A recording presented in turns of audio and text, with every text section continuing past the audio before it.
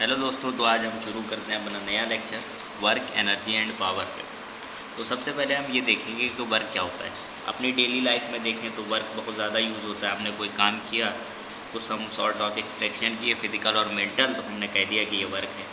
Wax तमाम तरीके की एक्टिविटी, जैसे हम रीड कर रहे हैं, राइटिंग कर रहे हैं, रीडिंग कर रहे हैं, कार बाइक, ये सब कुछ काम जो हम घर वाले कर रहे हैं, कोई भी काम कर रहे हैं तो हम कहते हैं हम वर्क कर रहे हैं। लेकिन फिज़िक्स के हिसाब से वो वर्क नहीं होता।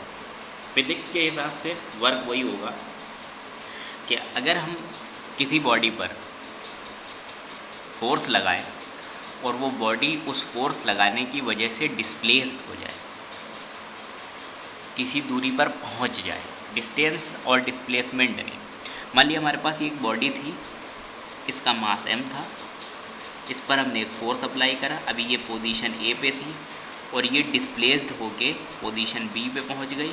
मास सेम रहेगा, बॉडी वही है ना, तो मास सेम रहेगा। और ये हमारे बीच के डिस्प्लेसमेंट ऐसा है, और ये हमने फोर्स अप्लाई करा था यहाँ पर। तो फोर्स हमने अप्लाई करा और उस बॉडी को हमने पहुँचा दिया A से B पोजीशन पर, जो कि उसके बीच में है डिस्प्लेसमेंट। डिस्टेंस और डिस्प्लेसमेंट में आप फ़र्क पता कर लीजिए। डिस्टेंस और डिस्प्लेसमेंट, हम इसको डिस्प्लेस्ड करवाएंगे, डिस्टेंस नहीं। डिस्टेंस क्योंकि डिस्टेंस जो है ना कभी निगेटिव हो सकती है ना ज़ीरो हो सकती है, तो इसलिए हम डिस्प्लेसमेंट की बात करते हैं। डिस्प्लेसमेंट जो कि माइनस में भी जा सकता है, ज़ीरो भी हो सकता है। तो डिस्प्लेसमेंट, मान लिया आप डिस्प्लेसमेंट और डिस्टेंस में फ़र्क क्या है, तो मिनिमम डिस्टेंस को डिस्प्लेसमेंट कहते हैं। सबसे शॉर्टेस्ट डिस्टेंस जो होती है वो डिस्प्लेसमेंट होती है। सारी डिस्टेंस डिस्प्लेसमेंट नहीं होती, लेकिन सारी डिस्प्लेसमेंट डिस्टेंस भी होती हैं। ये एक अजीब सा लॉजिक है, लेकिन आप ये समझ लें कि हम इसको डिस्प्लेस्ड करवाते हैं, यानी हमारे पास ये एक डिस्प्लेसमेंट है। हमने वर्क को हम फिज़िक्स के हिसाब से इस तरीके भी कहेंगे कि वर्क तभी होगा only when the force apply on a body. अगर हम इस बॉडी पर एक फोर्स अप्लाई करें और ये body on a body make the body move, there is a displacement of the body. इस बॉडी को मूव करवा के डिस्प्लेसमेंट करवाएं, तभी हमारा फोर्स होगा। जैसे कि अब हम फोर्स के एग्जाम्पल दे सकते हैं। मान लिया हमारे पास एक कार है और इस तरीके की कार है, और हमने यहाँ पर एक आदमी लिया और वो इस पर क्या कर रहा है, धक्का लगा रहा है। अब ये कार आगे की तरफ मूव कर रही है, तो इस तरीके से फोर्स हम इस पर अप्लाई कर रहे हैं और ये इधर आगे डिस्प्लेस्ड हो रही, तो हमारा एक काम हो जाएगा। इसी तरीके से हम बहुत सी चीज़, मान लिया साइकिल के पैडल हम साइकिलिंग कर रहे हैं, तो साइकिल पर हम फोर्स लगाते हैं और फोर्स लगा के वो हमें आगे की तरफ बढ़ा देती है। इसी तरीके से आप डेली लाइफ में कितने काम करते हैं। मान लिया आपने एक हॉर्स राइडिंग वाला घोड़ा है जो इस गाड़ी को आगे की तरफ खींच रहा है इस तरीके से। यहाँ पर ये एक घोड़ा बना हुआ है और ये इस तरीके से इसको आगे खींच रहा है। फोर्स भी इधर है, डिस्प्लेसमेंट भी इधर। ये फोर्स आगे की तरफ लगा रहा है, डिस्प्लेसमेंट भी आगे की तरफ लगा रहा है, तो इससे ही आगे की गाड़ी बढ़ रही। तो ये सारे क्या होंगे, फोर्स होंगे।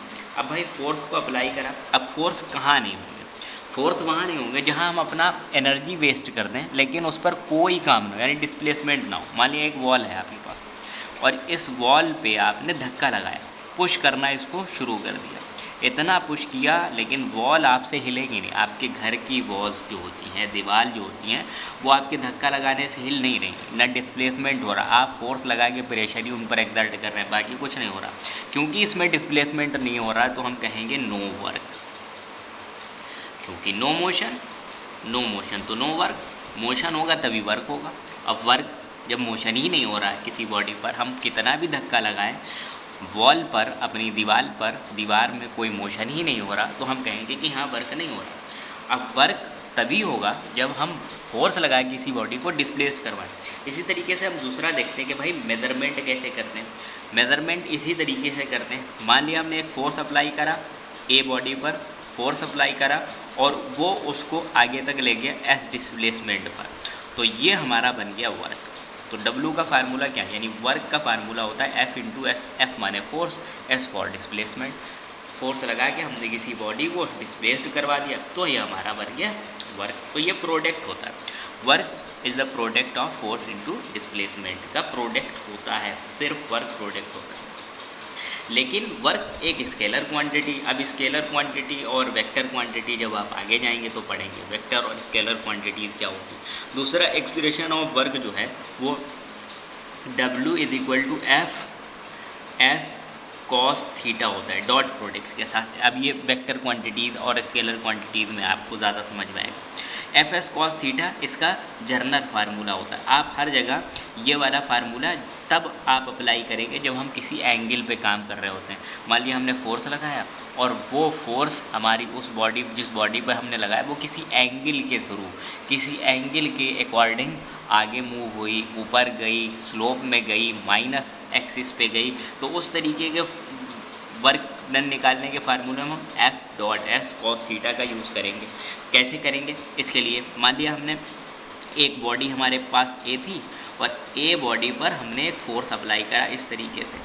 अब वो फोर्स जैसे ही लगाया तो वो बॉडी असल में एक स्लोप पर रखी हुई थी और स्लोप पर वो बॉडी इस तरीके से फोर्स भी हमने इधर लगाया और वो डिस्प्लेसमेंट होना शुरू हो गई और बॉडी यहाँ पर पहुँच गई, बी पोजीशन पर पहुँच गई। अब क्योंकि फोर्स हमारा इस डायरेक्शन में था तो यहाँ से उसने एक बना लिया एंगल थीटा।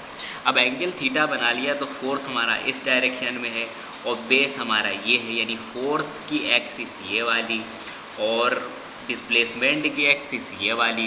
तो अब फोर्स की एक्सिस यानी ये बेस की एक्सिस से और डिस्प्लेसमेंट हो रहा है हमारा हाइपोटेन्यूज की एक्सिस से। तो बेस और हाइपोटेन्यूज किस फार्मूले में आता है? तो आप जल्दी से कह देंगे कि कॉस थीटा में आपका आता है बेस अपॉन हाइपोटेन्यूज, यानी कॉस थीटा के एंगल से आप इसको निकाल सकते हैं। अब भाई डिस्प्लेसमेंट को या आप डिस्टेंस को मान लीजिए एक चीज़ दी दूसरी नहीं दी तो कॉस थीटा से उसको मल्टीप्लाई कर दें।